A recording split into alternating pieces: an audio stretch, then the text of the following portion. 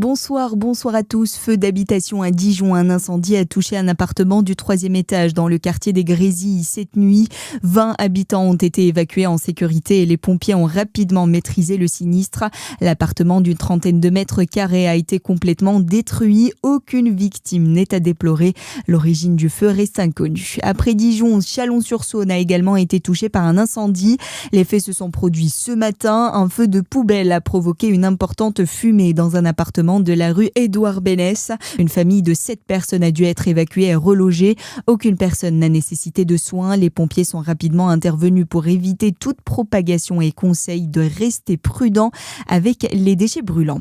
Chirurgie pédiatrique bientôt à Dole. L'hôpital Louis Pasteur de Dole pourra réaliser des opérations pédiatriques dès avril 2026 pour les enfants de plus de 3 ans.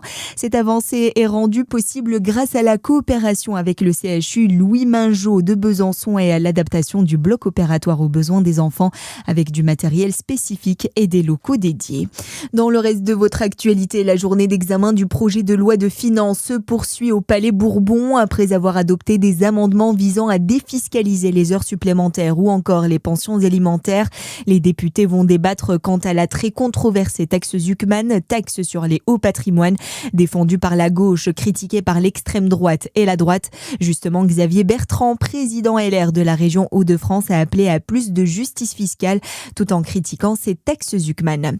800 volailles abattues près de Bourges, conséquence après la découverte de ce nouveau foyer de grippe aviaire hautement pathogène à Marmagne dans le Cher.